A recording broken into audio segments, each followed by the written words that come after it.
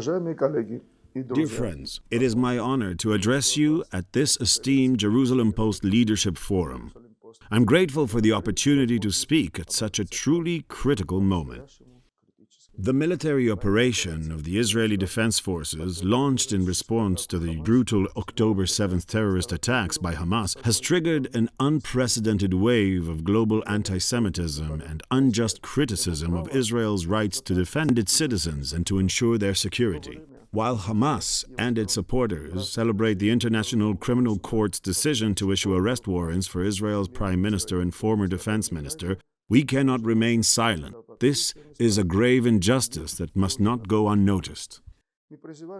We call on all ICC member states to reject this shameful decision and refuse to enforce these arrest warrants. Israel is fighting for the security of its citizens in a complex and morally challenging battle against terrorists who employ the most despicable war tactics. Even if we take into account all alleged missteps, it's unthinkable to equate the leaders of a democratic state with the masterminds of a terrorist group responsible for the horrific attack on thousands of innocent civilians.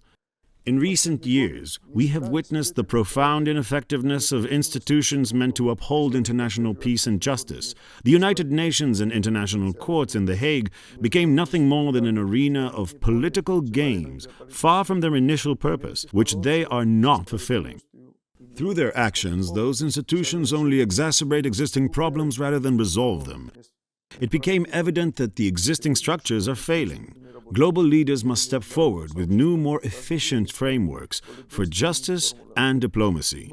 We are deeply grateful to the U.S. administration for its recent veto of the United Nations Security Council resolution calling for an unconditional ceasefire in Gaza, without demanding the immediate, unconditional release of hostages held by Hamas. Such one-sided demands defy common sense and exemplify the destructive diplomacy that can bring no good except for deepening the crisis.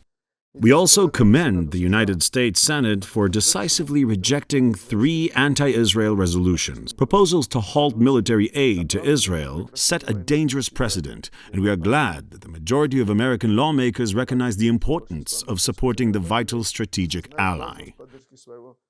It must be understood that any attempt to undermine Israel's ability to defend itself against Iran-backed terrorists serves only to embolden those who seek the destruction of Israel and, ultimately, the entire framework of Western civilization, built on freedom and the sanctity of human life. European leaders must also grasp this reality. As long as Iran continues to play a destructive role in the region, it must face isolation. Its influence on the internal affairs of other nations must be significantly diminished. We support the truce agreement in Lebanon as long as it fosters governance by legitimately elected representatives rather than Iranian proxies.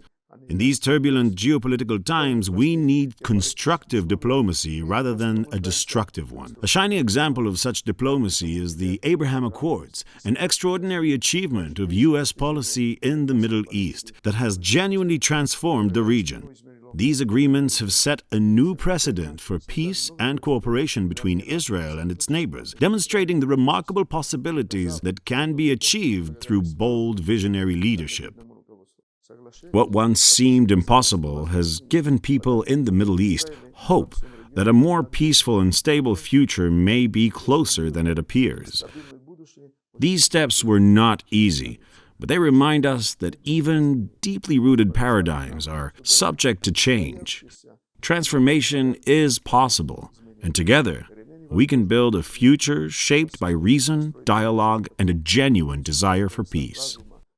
However, today, I would like to reflect not only on what has been done, but what has yet to be accomplished. The cruel realities of multiple wars have become all too familiar, and peace often feels like a very distant aspiration. But we must not get used to it. Now is the time to move forward. It's time to discuss the post-war arrangement.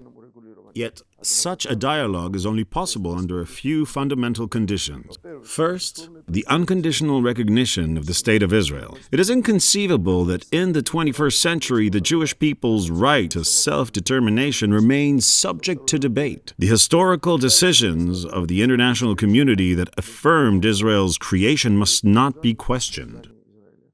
Second, the unavoidable right of Israel to peace and security. The Jewish state's right to exist peacefully, protect its citizens and borders cannot be the subject of compromise. This is the foundation of any meaningful discussion about the Middle East's future.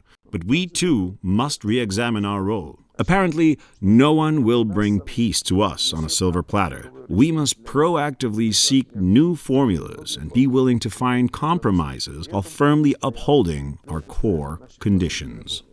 At this pivotal moment, I wish to address Israeli leaders once more. Today calls for maturity, wisdom, and responsibility. The Jewish people in Israel and the diaspora are looking to you for actions that unite rather than divide. We stand at a historic crossroad where every decision will shape our future for decades to come. In such times, being a politician is not enough. You must be a leader. We were destined to live in an era of rapid change and immense challenges. Every age presents its own trials, but also opens doors to new opportunities. I know those gathered here today do more than just observe the world's changes. They are actively shaping them. Addressing my colleagues here today, I feel that hope for change is not an abstract concept. It is alive in people who are ready to build bridges where once stood walls. It is alive in their drive to envision and create a world where respect and security replace hostility and fear.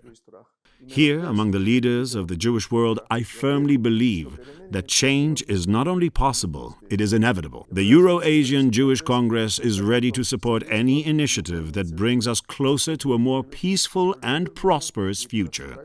Thank you for your attention.